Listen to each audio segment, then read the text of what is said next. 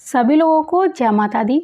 आज आपके लिए लेकर आई हूँ बहुत सारी पुरानी रीति रिवाजें जिनको लोग भूल चुके हैं या फिर नई जो संस्कृति अपना ली है, जिसके कारण ये पुरानी रीति रिवाजें दबती चली जा रही हैं, कहीं पिछड़ सी गई हैं। हमें इनको फिर से जागृत करना है और अपने घर में सुख समृद्धि को जगाना है। जैसे कि आप जानते हो कि पुराने समय में बहुत ज़्यादा सुख सुविधाएं नहीं होती थी, फिर भी लोग सुखी जीवन जीते थे। आज के समय में जितनी सुख सुविधाएं बढ़ चुकी हैं, लोग उतना ही दुखी रहने लगे हैं, चिड़चिड़े हो गए हैं, आलसी हो गए हैं और बहुत ज़्यादा एक दूसरे से जलन भर चुकी है, नफ़रत करने लगे हैं।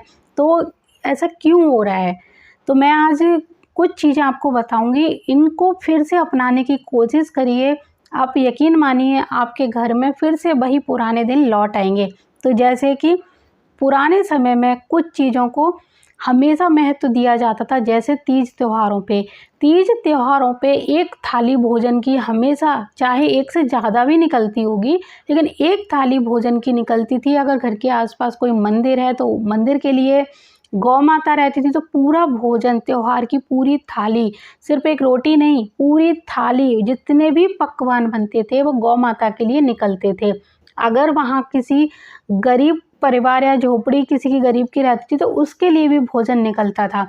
तो ये चीज़ें आजकल बंद हो गई हैं। तो यकीन मानिए, क्योंकि जब ये थाली निकलती है ना, ये किसी जानवर के नाम की, किसी गरीब के नाम की, किसी ब्राह्मण के नाम की, भगवान के नाम की, तो ये हमारे घर की बहुत सारी तकलीफ़ें होती हैं, इस थाली के साथ घर से बाहर चली जाती हैं और हमारे घर में सुख समृद्धि बनी रहती है। क्योंकि जब ये थाली जिसके पेट में जाएगी, वो बहुत ही ज़्यादा आशीर्वाद देगा और उसका पूरा प्रभाव हमारे पूरे परिवार को, मतलब इसका प्रभाव भी मिलेगा और दूसरा आशीर्वाद भी प्राप्त होगा।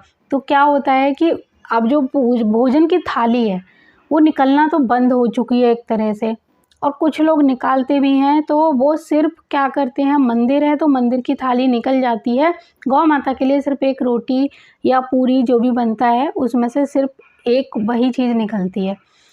तो कोई बात नहीं, अगर गौ माता घर के आसपास रहती है, कोई गौशाला है, तो पूरी थाली निकालिए। लेकिन अगर इतना भी नहीं है वहाँ पे, तो आप जो निकाल रहे हैं उतना भी निकालिए। चलो, कुछ तो धीरे धीरे समझ आएगा और लोग इस चीज़ को जब आगे करेंगे और जब मौका मिलेगा आपको, तो आप धीरे धीरे पूरी थाली निकालना भी शुरू कर दीजिए।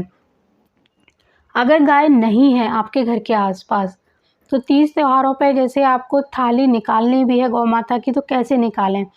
आप एक थाली का एक तरह से अमाउंट देख लीजिए कि एक थाली अगर हम बाज़ार में भोजन करते हैं, जो चीज़ हमने बनाई है वो चीज़ अगर हम बाज़ार में खाते हैं तो कितने रुपए की आती है।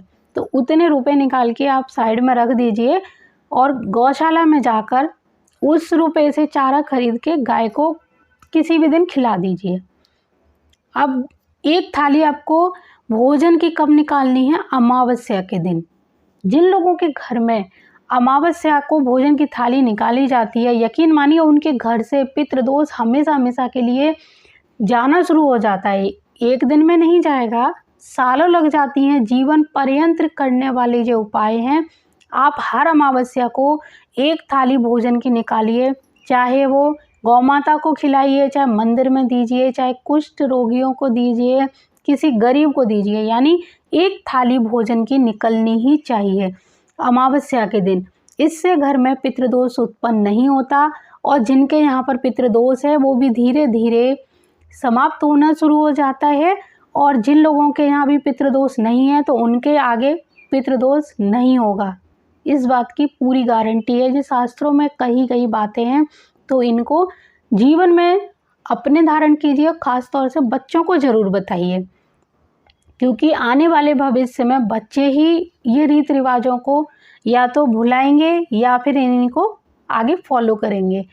दूसरी चीज़ एक और मैं बता दूं, आजकल बहुत सारे लोग ऐसे हैं, घर में तीज त्यौहार होते हैं तो उनमें वो खुद ही माता पिता अकेले ही इन्वॉल्व होते हैं, तैयारियां करते हैं, लेकिन बच्चों को शामिल नहीं करते। यानी बच्चों को छोटी छोटी चीज़ें जैसे रंगोली बनाना है, पूजा की थाली लगाना है और स्वास्तिक वगैरह बनाना है, कलश भरना है, किसी भी पूजा के लिए बोल रही हूँ मैं, चाहे नवरात्रि की पूजा हो, चाहे होली दिवाली की पूजा हो, जो छोटे छोटे से लेके बड़े जो त्यौहार हैं उनमें जो चीज़ें होती हैं, ख़ास तौर से रीति रिवाज हैं कि इस दिन की पूजा में ये चीज़ें बनेंगी, ऐसे पूजा की जाएगी, ये बच्चों को बताते हुए करना है आपको। आप लोग खुद तैयारी कर लेते हैं और बच्चों को बाद में कुछ लोग बुलाते हैं कि बैठ जाओ पूजा में, तो कुछ बच्चे ऐसे होते हैं जो पूजा में आते ही नहीं हैं, उनको मोबाइल से मतलब है, उनको गेम खेल रहे होते हैं। किसी भी एज के बच्चों को आप बोल के देखिए, उनका मन होगा तो आएँगे, नहीं मन होगा तो मना कर देंगे। तो माँ-बाप बेचारे या 2-3 लोग घर में हैं, वो मिलके अकेले ही पूजा कर लेते हैं। तो ऐसा बिल्कुल भी नहीं करना है आपको। हर पूजा में बच्चों को ज़रूर शामिल करिए, क्योंकि जो रीत-रिवाज हैं, बच्चे अगर फॉलो नहीं करेंगे तो क्या होता है, कई बार आपने देखा है कि कुल देवी या कुल देवता हमारे नाराज़ हो जाते हैं, तो बहुत सारी मुसीबतें हमारे घर पे आ जाती हैं। लाख प्रयास के बावजूद भी सफलता नहीं मिलती। कुछ लोग ऐसे होते हैं जीवन भर अच्छे काम भी कर रहे हैं, मेहनत भी कर रहे हैं, सब कुछ कर रहे हैं, लेकिन उनको उतना मेहनत का फल नहीं मिल रहा है जितना उनको मिलना चाहिए। तो ये कुलदेवी कुलदेवता के नाराज़ होने की वजह से भी होता है। तो कुलदेवी कुलदेवता के बारे में ज़रूर बताना है, और अगर आपको पता है कि आपकी कोई कुलदेवी या कुलदेवता है, तो अपने बच्चों को लेकर साल में चाहे एक बार ही सही वहाँ ज़रूर जाना शुरू करिए। यकीन मानिए आपका सोया हुआ भाग्य फिर से जागृत होने लगेगा। अब जिनके कुलदेवी या कुलदेवता नहीं है या जिनको नहीं पता, वो लोग क्या करेंगे? जिनके कुलदेवी या कुलदेवता नहीं है, फिर भी आप उनके नाम से कुछ पैसे निकालिए, भोजन की थाली निकालिए, भोग लगाइए, त्योहारों पे ज़रूर लगाना है आपको। रोज़ उनको प्रणाम करना है मन ही मन। आपको कैसे करना है कि हे कुलदेवी या कुलदेवता, मैं आपको नहीं जानता हूँ, मेरे बुजुर्गों ने मुझे ये चीज़ नहीं बताई और मुझे नहीं मालूम कि आपके बारे में मुझे जानकारी कैसे मिलेगी। तो आप मुझ पर कृपा करिए, मैं आपको जानना चाहता हूँ, देखना चाहता हूँ आप कहाँ हैं। मैं मतलब अपनी भावना आपको देनी है। आप इस तरह से उनसे प्रार्थना करिए कि मुझे बताइए कि आप कहाँ हो, और मैं आपके लिए कुछ करना चाहता हूँ, आपके दर्शन करना चाहता हूँ अपनी फैमिली के साथ। तो रोज़ आप प्रार्थना करिए पूजा करते समय। यकीन मानिए एक ना एक दिन ऐसा आएगा, कहीं न कहीं से आपको उनकी खबर मिल जाएगी कि आपके ये कुलदेवी या कुलदेवता, कोई बंदा तो ऐसा वो भेजेंगे, अपना कोई दूत, एक तरह से ये कह सकते हैं हम। तो इससे आपको आपकी कोई रिश्तेदारी में से आपको पता चलेगा, चाहे कैसे भी पता चलेगा। वो कैसे योग बनेंगे वो मुझे नहीं पता है, आप करके देखिए। और ये आज़माई हुई बात है। एक घटना हमारे एक जानकार के साथ इसी तरह की हुई थी। 50 साल से किसी को नहीं मालूम था उनके कुलदेवी कुलदेवता कौन है, बेचारे वो हमेशा तरसते रहते थे। तो एक दिन कोई उनके यहाँ पे शादी थी, फंक्शन था, तो रिश्तेदार जब इकट्ठे हुए तो एक बहुत बुजुर्ग महिला थी उनके घर में, वो आईं और इसी तरह जब बातचीत होने लगी तो उनके मुँह से कुलदेवी की ये चीज़ निकली कि आपकी कुलदेवी ऐसे वहाँ थी जब हम छोटे थे, तो एक बार हम उनके साथ दर्शन के लिए गए। यकीन मानिए 50 साल बाद उनको पता चला कि वो उनकी कुलदेवी या कुलदेवता हैं, और जिनके यहाँ शादी थी उनकी एक प्रॉपर्टी थी। बेचारे 7 साल से परेशान थे, वो बिक नहीं रही थी, बहुत परेशान थे। उन्होंने पैसे भी कम कर दिए, सब कुछ कर दिया, और लेकिन उनका वो काम नहीं हो पा रहा था। कुलदेवी के दर्शन के लिए गए, वहाँ पे वो बोल के आए, कुलदेवी माता को उन्होंने प्रार्थना की और क्षमा याचना भी की, और जैसे ही वो वहाँ से लौटे 15 दिन के अंदर अंदर उनको एक कस्टमर मिला, और 1 महीने के अंदर ही उनकी प्रॉपर्टी बिक चुकी। और ये 2021 की बात है, सन 2021 जून की बात है, मेरे सामने की घटना है। इसीलिए मुझे पूरा यकीन है कि जब आप इस तरह रोज़ प्रार्थना करोगे तो कहीं न कहीं से माँ अपनी पहचान ज़रूर उजागर करेंगी। तो कुलदेवी के नाम का आपको भोग निकालना है। तो भोजन निकालने के बाद में क्या होता है कि इस भोजन की थाली को किसको देना है? अब आपके मन में ये प्रश्न उठेगा। तो भोजन की थाली जो कुलदेवी या कुलदेवता की होती है, वो किसी बाहर वाले को नहीं दी जाती, इसके कुल के लोग ही खाते हैं। यानी आपके घर के लोग ही खाएँगे इस भोजन की थाली को। पहले उनका भोग लगाइए, मानसिक तौर पे उनका जप कीजिए और फिर भोग उनको अर्पित कीजिए। उसके बाद में आप ये प्रसाद स्वरूप इसको ग्रहण कीजिए पूरी फैमिली, ठीक है? पैसे आप निकालिए हर बार, यानी अगर आप नौकरी करते हैं तो हर महीने जो तनख्वाह मिलती है उसमें से थोड़े से पैसे निकालिए, कुलदेवी कुलदेवता के नाम के एक गुल्लक में इकट्ठे करिए, और जहाँ पर भी उनका मंदिर है जिसको आप जानते हो, वहाँ पर कुछ भी ज़रूरत हो किसी भी चीज़ की, उनके नाम का भंडारा कर सकते हैं। वहाँ अगर किसी चीज़ की ज़रूरत है तो उसमें वो पैसा लगा सकते हैं। अगर आपको नहीं पता तो आप उनके नाम से भंडारा कर सकते हैं, प्रसाद बांट सकते हैं, हर महीने ऐसा कर सकते हैं। यानी आपको बस उनके नाम से करना है। वो अपनी पहचान एकदम से कब उजागर करेंगे, वो आपकी भक्ति, आपका प्यार जाने और आपके रूठे हुए कुलदेवी कुलदेवता कब मनते हैं ये वो जाने।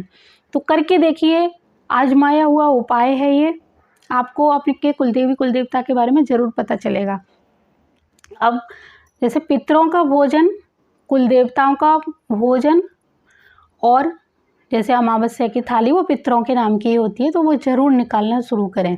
तो ये 2 चीज़ें आप हमेशा जीवन में गांठ बांध लें, अपने बच्चों को ज़रूर सिखाएं और बच्चों को अपने घर के हर त्यौहार में, हर रीति रिवाज में ज़रूर शामिल करें।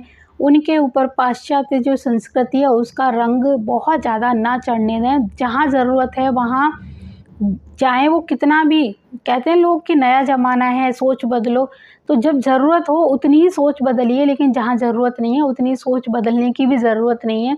ज़्यादा सोच बदलने से बहुत कुछ बदल जाता है, जीवन बदल जाता है। तो यकीन मानिए, ये कुछ उपाय जो मैं बता रही हूँ, आप करके देखिए। अब जैसे कि तीज त्योहारों पे बहुत सारे लोग आजकल क्या करते हैं, डेकोरेशन का ज़माना है, अपने घर को तरह-तरह की चीज़ों से सजाते हैं।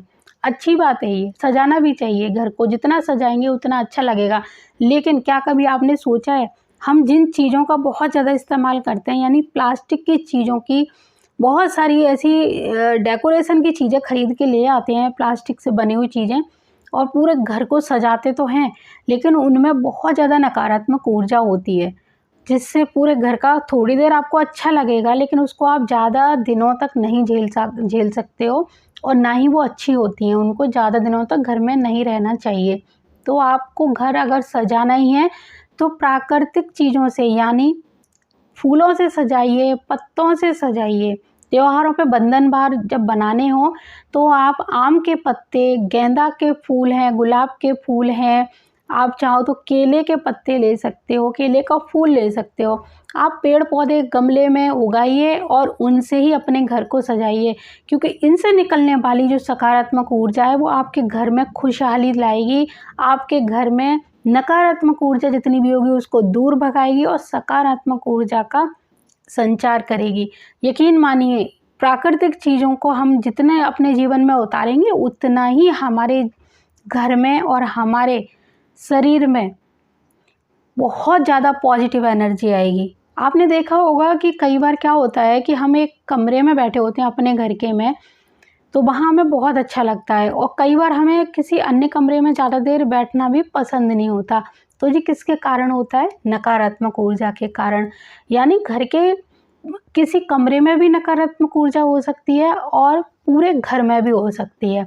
तो इसका पता लगाने का जो तरीका है वो यही है, कुछ-कुछ घंटे आप अपने घर के जितने भी कमरे हैं उसमें बैठना शुरू करिए। आपको खुद ब खुद पता चल जाएगा कि कहाँ पर नकारात्मक ऊर्जा सबसे ज़्यादा है और कहाँ पर आपके सकारात्मक ऊर्जा सबसे ज़्यादा है।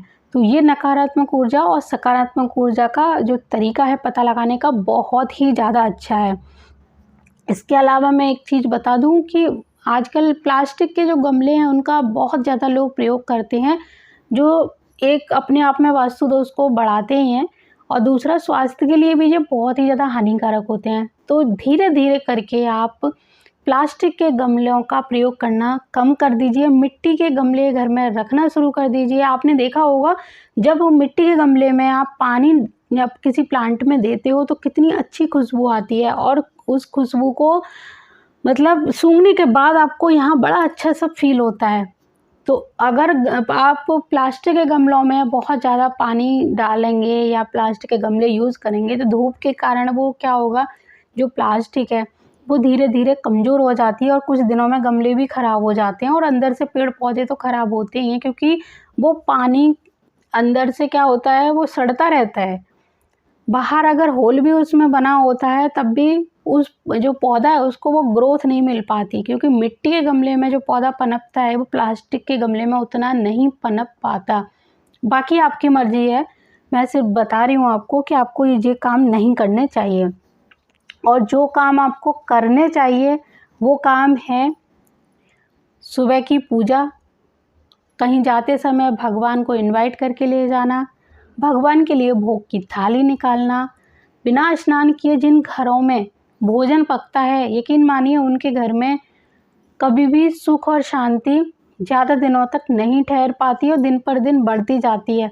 ये पुराने समय की बताई हुई वो चीज़ें हैं जो लोग एकदम से भूलते चले गए हैं और धीरे धीरे ये एक तरह से प्रथा ही समाप्त हो गई है।